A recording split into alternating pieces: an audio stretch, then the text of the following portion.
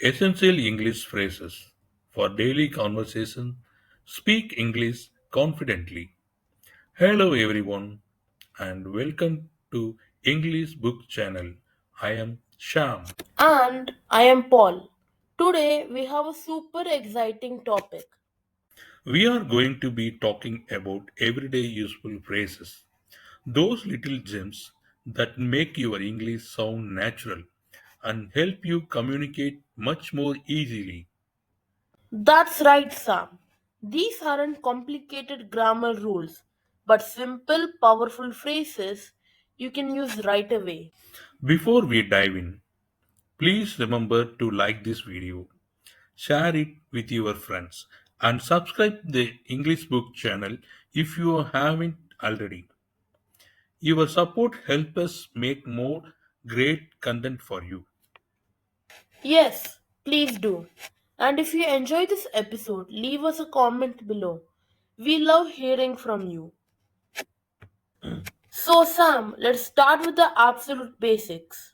When you meet someone new, what's the first thing you usually say? Well, after a simple hello or hi, I always says nice to meet you. It is so friendly and welcoming. For example, hi, I am Sham. Nice to meet you. It just set a positive tone right away. Exactly. It shows you're happy to be introduced. And what about when you're leaving a conversation? What's a good way to say goodbye? Besides goodbye, I often say see you later, especially if I know I will see the person again soon. Or have a good day. It is a nice, polite way to end a chat. Oh, I love to have a good day. It's so versatile. You can say it to anyone, anytime. And how about when you receive help or something nice from someone? Oh, that's easy. Always says thank you.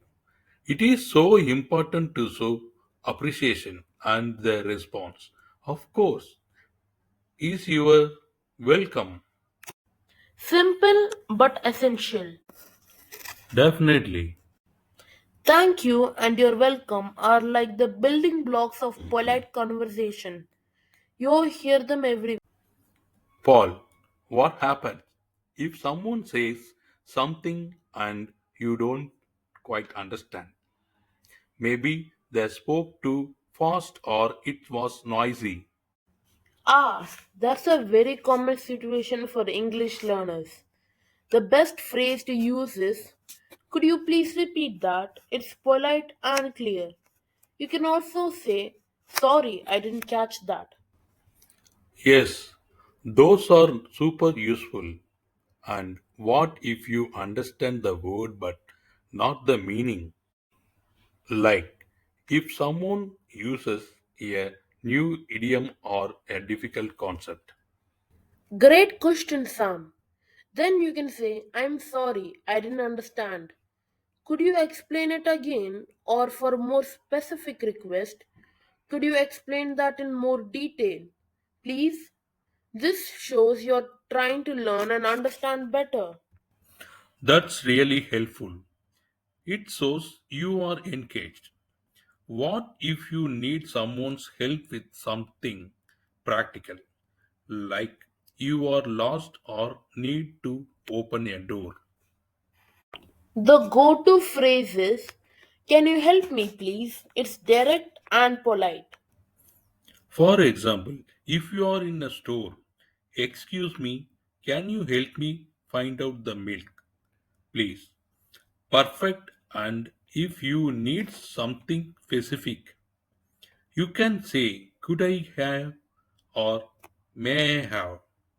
Like, could I have a glass of water, please? Or may I have the menu?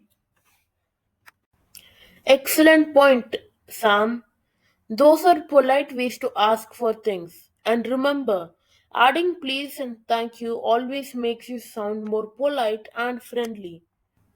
Paul, let's talk about those moments when you need to get someone's attention or maybe you are accidentally bumped into someone. What is the magic phrases? That's definitely excuse me. It's so versatile, you can use it to get someone's attention. Excuse me, do you know the time? Or to pass by someone. Excuse me, could I just get past? And of course, if you accidentally bump into someone, oh, excuse me, I'm sorry. Exactly. It is like the Swiss army knife of polite phrases. And speaking of apologizing, what if you have made a small mistake or caused a tiny bit of trouble for someone? Then I am sorry is your best friend. For something small, just I am sorry works. If it is a bit more significant, you can add I am apologize for the inconvenience. Like if you are late, I am sorry I am late. I apologize for the inconvenience. That's right. It shows you are recognized you caused a problem. And what if you want to politely interrupt someone, perhaps in a meeting or conversation? For that, I always recommend may I interrupt you for a moment or excuse me for interrupting. But it shows respect for their speaking time while allowing you to contribute. It's much better than just blurting something out. Oh, definitely. It makes you sound much more considerate.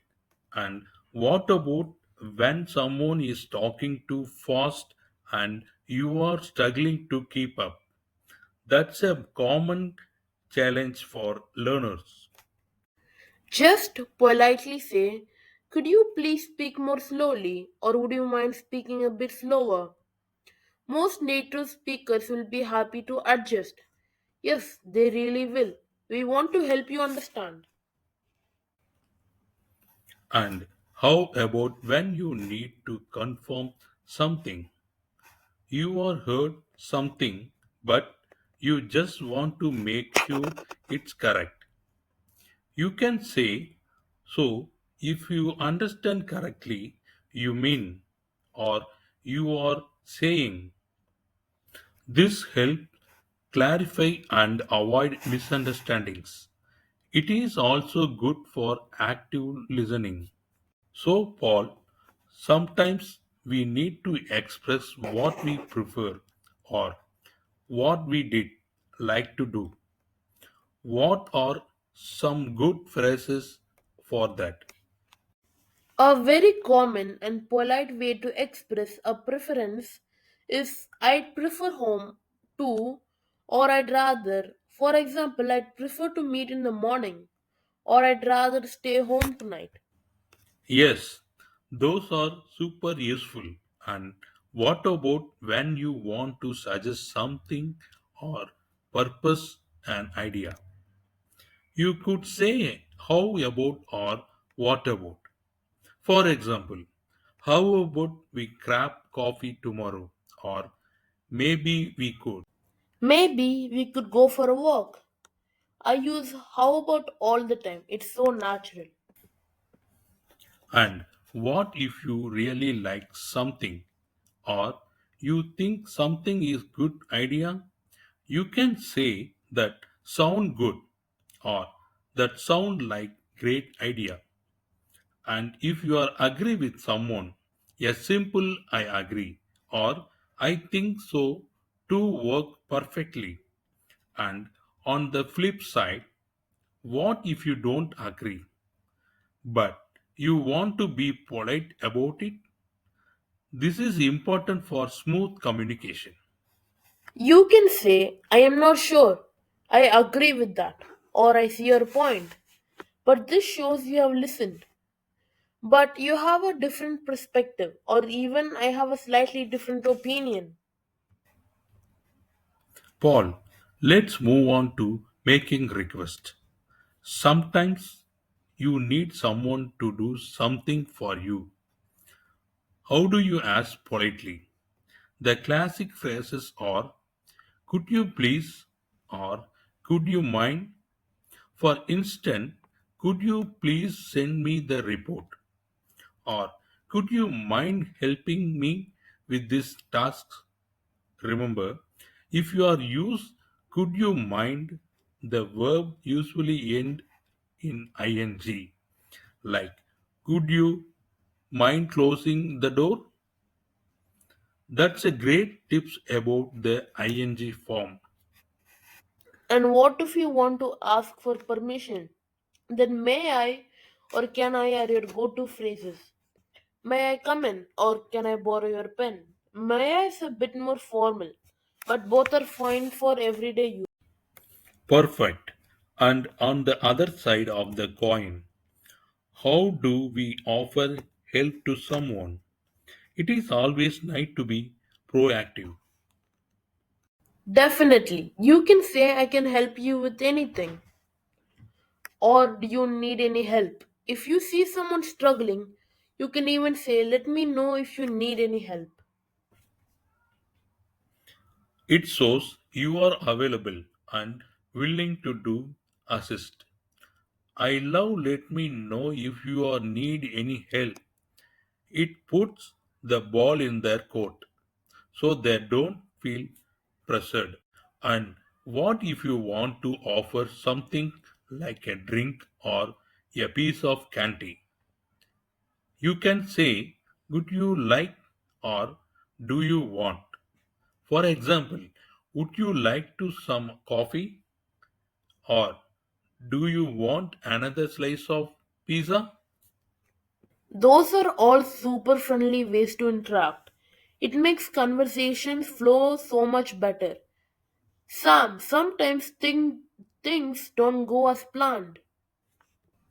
What if you need to reschedule an appointment? Oh, that happens all the time. You can politely say, could we reschedule our appointment? Or would it be possible to reschedule for another day? It's important to offer alternatives if you can. Like, could we reschedule for next week instead? That's very considerate. And what if you want to cancel something? For canceling, you can say, I need to cancel our appointment, or unfortunately, I have to cancel our meeting. Always try to give a brief reason if possible. Like, unfortunately, I have to cancel our meeting due to a sudden emergency. And if you accidentally forget something or forget to do something, a simple I forgot works. But to be more polite, you can say, I apologize. I completely forgot. Or my apology. It slipped my mind. It slipped my mind is a nice common phrase for forgetting things. Very natural, Paul. Beyond just getting things done, English communication is always about building relationship. How can we use phrases to give compliments or encourage others? Oh, I love this part. Giving compliments is fantastic for building support. You can say, you did a fantastic job, or that was excellent. It's great to be specific too, like, you did a fantastic job on that presentation. Your slides so clear. Yes, specific compliments are the best. And if you are admire someone's qualities like their creativity or their hard work, you can say, I admire your creativity. Or, I really appreciate your hard work. Or even, you're very talented. Or you're so resourceful. These phrases make people feel good and recognized. Absolutely. And what about encouraging someone who might be feeling a little bit down or facing the challenges? You can It's say you simple can do and it. powerful. Or keep up the good work if they're already doing well. If they're struggling, don't worry, you'll get it. Or I'm sure you'll figure it out. These phrases offer support and confidence. Oh, those are wonderful. It's so important to lift each other up. And if someone shares good news with you, you can say, "That's great news" or "Congratulations." For something less formal, awesome or fantastic are great reactions. Yes, awesome is definitely one of my go to phrases for good news. Well, Sam, we have covered so many useful phrases today, from basic greetings to expressing preferences, asking for help, and even giving compliments. It has been a fantastic discussion, Paul. These phrases are truly the keys to unlocking more confident and natural English conversation. Remember, the best way to learn them is to use them. Don't be afraid to try them out in your daily life. That's the most important advice, Sam. Start with one or two new phrases every day. Try to use them in different situations. The more you use them, the more natural they'll feel. You can also listen to English podcast, watch English movies, or even try talking to yourself in English. Practice makes perfect, right? Absolutely. And we encourage all of you to revisit this episode. Make notes and listen to how Sam and I use these phrases. Pay attention to our annotations and rhythm too. Yes, listen to how we sound friendly and encouraging. It is not just about the words, but how you say them. Before we go, we wanna remind you all one more time. If you enjoyed this episode and found it helpful, please give a big thumbs up. Share it with your friends who are also learning English, and most importantly, subscribe to. And don't forget to leave a comment below. Tell us which of the phrases you found most useful, or if there is a phrases you use all this time that we didn't mention. We love reading your comments and getting ideas for future episodes. Your engagement truly helps us grow and reach more English learners around the world. So, thank you for your continued support. Thanks so much for tuning in today.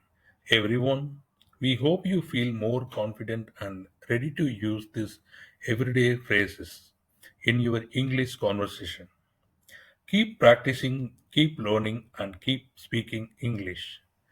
Until next time, take care. Goodbye for now.